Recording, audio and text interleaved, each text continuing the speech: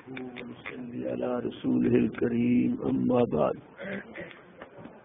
سبحانك لا علم لنا إلا ما علمتنا إنك أنت العليم الحكيم أشهد أن لا إله إلا أنت أستغفرك وأتوب إليك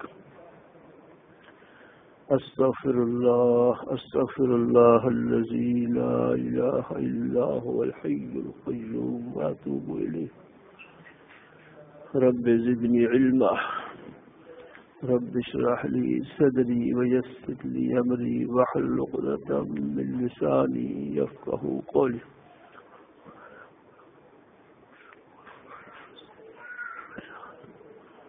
يا رب صل وسلم دائما ابدا على حبيبك خير الخلق كلهم وآله وصحبه اجمعین۔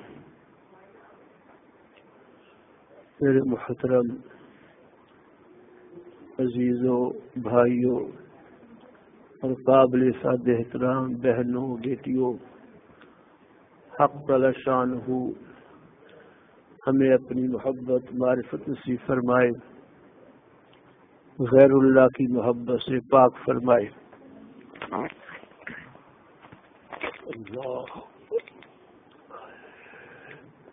اللہ پاک کی محبت سے اور اللہ پاک کی عظمت کے آنے سے جو اعمال ہمارے ہوں گے ان اعمال میں برکت اور قبولیت کی شان ہوگی، اس لیے کہ اصل چیز تو ایمان ہے،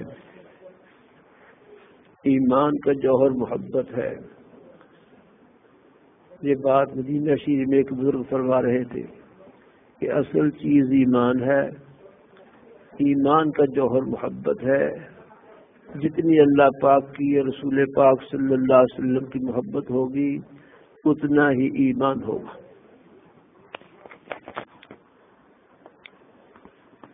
اللہ کی محبت، اللہ کی عظمت دل میں آنے کے بعد اعمال کی صحیح توفیق ہوگی، اعمال میں قبولیت کی شان ہوگی۔ اس محبت کا کارنامہ ہے ایسے ایسے اعمال ہوں گے جو بظاہر ہونے کے نہیں، اللہ پاک ایسے اعمال کی توفیق دیں گے، یعنی بہت اونچے اعمال۔ سیدہ فاطمہ الزہرا رضی اللہ تعالیٰ عنہ جو بنت رسول ہیں صلی اللہ علیہ وسلم، نبی پاک صلی اللہ علیہ وسلم کو ان سے بہت محبت تھی، آپ کی سب سے چھوٹی لاڈلی بیٹی ہیں۔ ان کے آنے پر نبی پاک صلی اللہ علیہ وسلم کھڑے ہو جاتے، فاطمہ کا ہاتھ پکڑتے، فاطمہ کے ہاتھوں پر بوسہ دیتے اور بڑی شفقت محبت سے اپنے پاس بٹھاتے تھے۔ اور اس محبت کی وجہ یہ بھی ہے کہ بچیوں سے والد کو پیار ہوتا ہے، بچوں کی بنسبت زیادہ ہوتا ہے، لیکن صرف یہ وجہ نہیں تھی۔ سیدہ فاطمہ رضی اللہ عنہ کو اللہ نے بہت سے کمالات سے نوازا تھا۔ ان کا ذوق عبادت، ان کا علم و عمل، ان کا پردہ اور حیا، اللہ کی ذات پر بھروسہ، یہ ایسی صفات تھی جس کی وجہ سے نبی پاک صلی اللہ علیہ وسلم پر بہت خوش تھے۔ ایک مرتبہ صحابہ کرام رضی اللہ عنہ سے حضور نے پوچھا، بتاؤ سب سے اچھی عورت کون ہوتی ہے، سب سے بہتر خاتون کون ہے؟ کوئی جواب نہیں دیا حضرات نے۔ سیدنا علی المرتضیٰ رضی اللہ تعالی عنہ گھر گئے، سیدہ فاطمہ سے پوچھ کر آئے اور آ کر فرمایا کہ سیدہ فاطمہ نے یہ جواب دیا ہے کہ سب سے اچھی خاتون وہ ہے جس پر کبھی کسی نامحرم کی نگاہ نہ پڑی ہو اور اس کی نگاہ بھی کسی نامحرم پر کبھی نہ پڑی ہو۔ آگے حضور علیہ السلام کو جواب بتایا، حضور علیہ السلام خوش ہوئے اور خوشی اور محبت فرمایا، فاطمہ تو بضعۃ منی، فاطمہ میرے جگر کا ٹکڑا ہے۔ یہ بات کہ خاتون پر کسی غیر مرد کی، اجنبی کی، نامحرم کی نگاہ نہ پڑی ہو، یہ بھی ایک کمال ہے، لیکن اس خاتون کی نگاہ بھی کسی نامحرم اجنبی پر نہ پڑی ہو، یہ بظاہر بہت مشکل نظر آتا ہے، لیکن اللہ پاک جن کو توفیق دیں ان کے لیے آسان ہوتا ہے۔ ایک واقعہ کتابوں میں لکھا ہے، ایک نوجوان آدمی سید خاندان سے تھا، فقر و فاقہ تھا گھر میں، صبح کو سیر کر رہے تھے نہر پر، تو نہر میں ایک انار بہتا ہوا آیا، اس کو نکالا، توڑا، اس کے دانے کھا لیے۔ پھر یہ خوف دامن گیر ہوا کہ ہو سکتا ہے نہر پر کوئی باغ ہو، باغ کے مالک کی اجازت کے بغیر میں نے یہ پھل کھا لیا تو قیامت میں اس کا حساب کیسے دوں گا؟ یہ دل کے اندر خوف پیدا ہوا۔ اللہ کا خوف بہت بڑا جوہر ہے، روحانی صفت ہے۔ حدیث میں آتا ہے کہ اللہ کے خوف سے جس انسان کی آنکھ سے ایک آنسو نکلا، وہ آنسو آنکھ سے بہہ کر چہرے پر پہنچا، اتنا سا آنسو کہ مکھی کے سر کے برابر، مکھی کے سر کے برابر۔ نبی پاک صلی اللہ علیہ وسلم فرماتے ہیں کہ اللہ کے خوف سے یہ جو آنسو نکلا ہے، چہرے پر پہنچا ہے، یہ چہرہ اللہ پاک نے جہنم پر حرام قرار دے دیا۔ اتنا سا خوف، اتنا سا رونا اللہ کے دربار میں اللہ کو اتنا پسند ہے کہ جہنم کی آگ اس ایک آنسو سے بجھ سکتی ہے۔ اللہ نہ کرے، اللہ نہ کرے جہنم میں جانے کے بعد ہزاروں سال بھی روئیں گے تو جہنم کی آگ کا کوئی حصہ نہیں بجھے گا۔ تو دنیا کے اندر زندگی اللہ نے دی ہے، موقع دیا ہے، مہلت دی ہے، اس میں اللہ خوف سے رونا، گناہوں کے تذکرے سے، عذاب سے رونا، یہ اتنا پسند ہے کہ ایک آنسو سے جہنم بجھ جاتی ہے، ٹھنڈی ہو جاتی ہے۔ اس انسان کو اللہ پاک جہنم پر حرام قرار دیتے ہیں۔ اللہ کا خوف بڑی نعمت ہے۔ اللہ کے خوف سے 2 نفل توبہ کے روز پڑھنے چاہیے۔ ہماری بچیوں کو، بہنوں کو 2 نفل روزانہ ادا کرنے چاہیے توبہ کے، تاکہ دنیا میں جو گناہ ہو رہے ہیں ان کی صفائی ساتھ ساتھ ہو جائے۔ نبی پاک صلی اللہ علیہ وسلم فرماتے ہیں، انما یخف الحساب علی من یحاسب نفسہ، جو دنیا اپنے نفس کا محاسبہ کرتا رہتا ہے، اپنے گناہوں کو یاد کر کے معافی مانگتا رہتا ہے، اللہ قیامت کا حساب ہلکا کر دیں گے۔ 2 نفل توبہ کے اس کے لیے روزانہ پڑے جائیں۔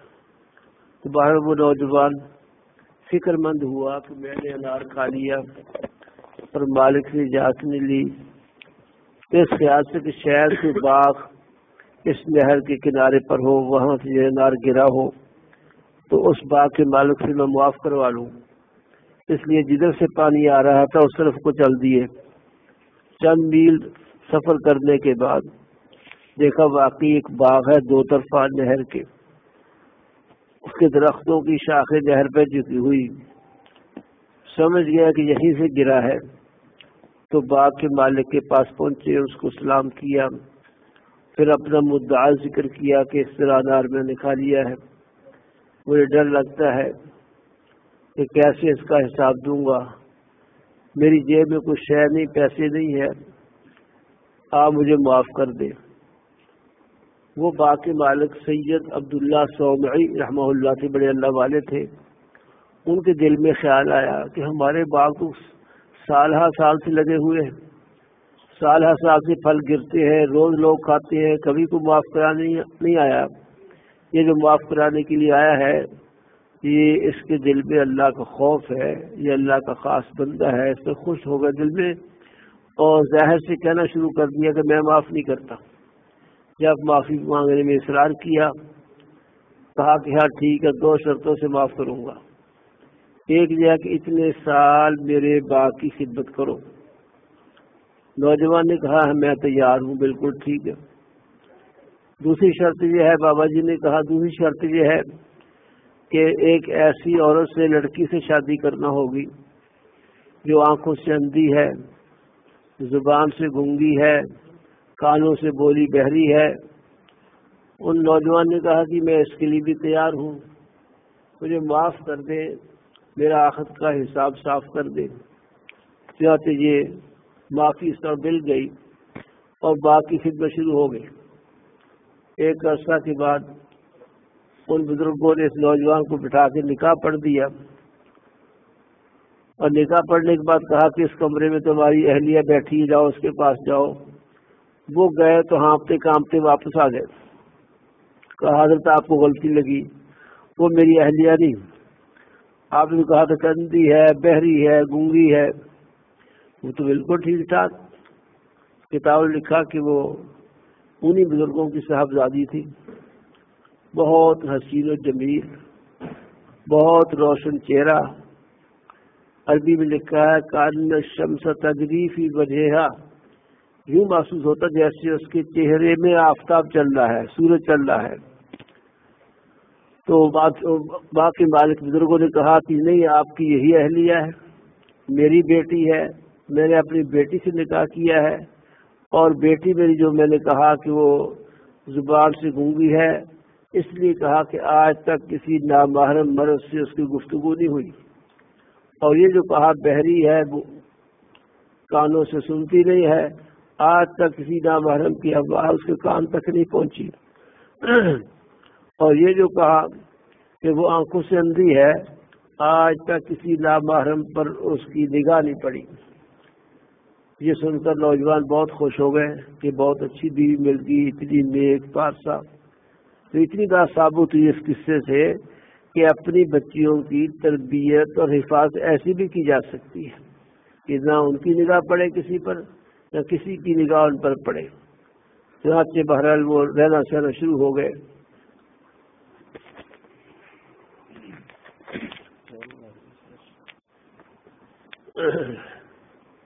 ایک عرصہ تک وہ نوجوان وہاں رہے، ان کی باقی خدمت کرتے رہے. ایک دن بزرگوں نے فرمایا کہ اپنی اہلیہ کو اپنے گھر لے جاؤ، وطن لے جاؤ. چنانچہ وہ لے کے اپنے وطن آ گئے، رہنا سہنا شروع کر دیا. لکھا ہے کہ اس خاتون کے پیٹ سے جو پہلے بچہ پیدا ہوا وہ محبوب سبحانی سیدنا شیخ عبدالقادر جیلانی تھے. معلوم ہوتا ہے ماؤں کی نیکی سے بچوں کی نیکی پر اثر پڑتا ہے. جتنی مائیں نیک ہوں گی، اللہ کا ذکر کرنے والی ہوں گی، قرآن کی تلاوت کرنے والی ہوں گی، اتنے ہی بچے بھی نیک بنیں گے. تو سیدہ فاطمہ رضی اللہ تعالیٰ عنہ نے جواب جو دیا تھا کہ بہترین خاتون وہ ہے کہ اس پر کسی نامحرم کی نگاہ نہ پڑی ہو اور اس کی نگاہ بھی کسی نامحرم پر نہ پڑی ہو. تو معلوم ہوا کہ ایسا بھی ہو سکتا ہے، اپنی بیٹیوں کی ایسی بھی حفاظت و تربیت کی جا سکتی ہے. سیدہ فاطمہ میں بہت زیادہ پردہ اور حیا کا غلبہ تھا. گھر کے کام کاج خود کرتی تھی، مشکیزیں پانی کے بھر کے لاتی تھی جسے مبارک اس کے نشان پڑ گئے تھے. چکی خود پیستی تھی اور چکی پیستے ہوئے ہاتھوں پہ گٹے پڑ گئے تھے، مشقت اٹھاتی تھی.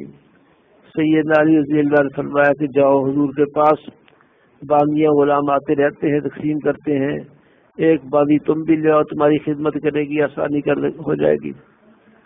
سیدہ فاطمہ تشریف لے گئی.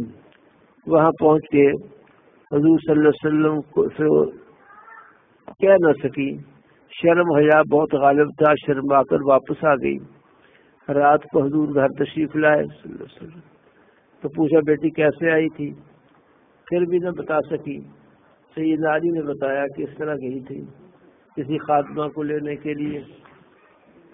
اب دیکھو ہر شخص کو اپنی بچی سے پیار محبت ہوتی ہے، اس کے لیے آسانی کوشش کرتا ہے۔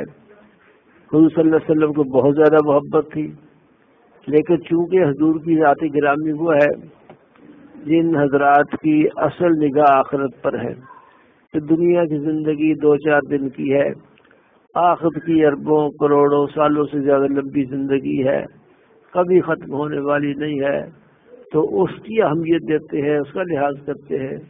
تو اپنی بیٹی کے لیے دنیا کی راحت کا خیال نہیں کیا، فرمایا نہیں بیٹی خادمہ کی ضرورت نہیں ہے، تم رات کو سوتے وقت 33 بار سبحان اللہ، 33 بار الحمدللہ، 33 بار اللہ اکبر پڑھ لیا کرو، یہ خادمہ سے بہتر ہے۔ بہتر کیسے؟ ایک تو وجہ واضح ہے کہ خادمہ کا فائدہ دنیاوی راحت ہے، اور اس تصویر سے اللہ کے ذکر سے آخرت کا ہمیشہ ہمیشہ کا فائدہ ہوگا، زیادہ ہوگا، بڑا ہوگا۔ دوسری بات یہ بھی حضرات محدثین نے لکھی کہ حضور جو فرما رہے ہیں خادم سے بہتر ہے۔ خادم خدمت کرنے والے مخدوم کی خدمت میں راحت پہنچاتے ہیں، تو انسان جتنا بھی تھکا ہوا ہو جو اس تصویر کو سوچ کر پڑھ لے گا، اللہ اس کو راحت عطا کر دیں گے، اس کی تھکن دور فرما دیں گے۔ اس لیے ہمیں بھی سب کو یہ تسبیح فاطمی 33 دفعہ سبحان اللہ، 33 دفعہ الحمدللہ، 34 مرتبہ اللہ اکبر رات کو سوتے وقت بھی پڑھنی چاہیے، اور حدیث کے مطابق ہر نماز کے بعد بھی پڑھنی چاہیے۔ سیدہ فاطمہ رضی اللہ عنہ کا ذکر خیر ہوا۔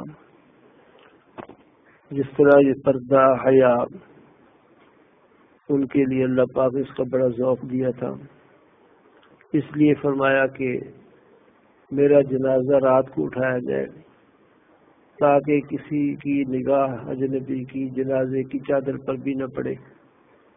یہ ذوق تھا پردے کا، حیا کا۔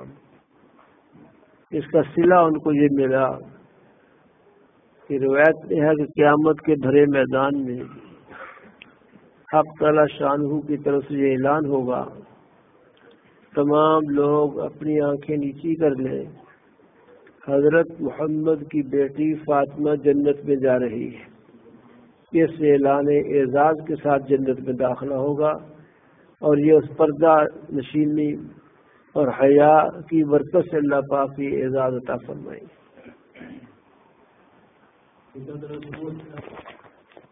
اس طرح سیدہ فاطمہ رضی اللہ عنہ کو جس طرح حیا پردے کا بہت اہتمام تھا، اس طرح اللہ پاک نے ان کو عبادت کا ذوق بھی بہت دیا تھا۔ بہت زیادہ اللہ کی بات مشغول رہتی تھی، بہت زیادہ اللہ کو یاد کرتی تھی، بہت زیادہ قرآن پاک پڑھتی تھی۔ حتیٰ کہ ایک روایت میں آیا ہے کہ عشاء کی نماز کے بعد سیدہ فاطمہ 2 نفلوں کی نیت باندھتی تھی، اس میں قرآن کتنا پڑھتی تھی، رکوع کیسے ہوتے تھے، سجدے کیسے پرسوز تھے، اس سے آپ لوگ اندازہ کر سکیں گے۔ روایت میں ہے کہ جو 2 نفل عشاء کے بعد شروع کیے، ان 2 نفلوں میں صبح ہو جاتی تھی، صبح تک 2 نفل پورے ہوتے تھے۔ کتنا قرآن پڑھا ہوگا، کتنے لمبے رکوع، کتنے لمبے سجدے کیے ہوں گے۔ یہ روزمرہ کا معمول تھا۔ جب صبح ہو جاتی تو رونا دھونا شروع کر دیتی، اللہ کے سامنے آنسو بہاتی تھی، اور یہ عرض کرتی اللہ پاک کتنی چھوٹی رات بنائی ہے، میرے 2 نفل مشکل سے پورے ہوئے۔ اس لیے ہماری بچیوں کو، ہماری بہنوں کو بھی اللہ کے ذکر کی، تلاوت کی، نفلوں کی بہت عادت ہونی چاہیے، اہتمام ہونا چاہیے۔ نفل نمازوں سے اللہ کا قرب حاصل ہوتا ہے۔ صبح سورج نکلنے کے 15 منٹ بعد 4 رکعت ہیں اشراق کے، اور 2.5 گھنٹے کے بعد چاشت کی نماز ہے، مغرب کے بعد کے 6 نفل ہیں۔ حدیث میں آتا ہے یہ 6 نفلوں کا ثواب 12 سال کی بات کے برابر ہے، اور ایک روایت میں ہے کہ یہ 6 نفل جو انسان پڑھے مغرب کی نماز کے بعد اس کے اللہ پاک سب گناہ بخش دیتے ہیں اگرچہ سمندر کی جھاگ کے برابر ہوں۔ اور تہجد کی نماز تو تمام نفل نمازوں کی سردار ہے، اس کی فضیلتیں سب سے زیادہ ہے۔ قیامت کے بھرے میدان میں تہجد پڑھنے والوں کے لیے بھی اعلان ہوگا کہ وہ کہاں ہیں۔ تہجد پڑھنے والے کھڑے ہوں گے، ان کو کہا جائے گا بلا حساب جنت میں داخل ہوگا۔ اس امت میں بہت خواتین بھی بڑی کامل اولیاء اللہ گزری ہے، ان کے تذکرے کے لیے وقت نہیں ہے اس وقت، انشاءاللہ دوسرے کسی بیان میں ذکر کروں گا اللہ کی توفیق سے۔ خلاصہ یہ ہوا آج کے بیان کا، ایک تو 2 نفل توبہ کے ہماری بیٹیوں کو پڑھنے چاہیے، مردوں کو بھی پڑھنے چاہیے۔ دوسرا نفل نمازوں کو ادا کیا جائے۔ تیسرا سبحان اللہ 33 دفعہ، الحمدللہ 33 دفعہ، اللہ اکبر 34 دفعہ ہر نماز کے بعد بھی اور رات کو سونے سے پہلے بھی پڑھ لینی چاہیے۔ اللہ ہم سب کو اس کی توفیق عطا فرمائے۔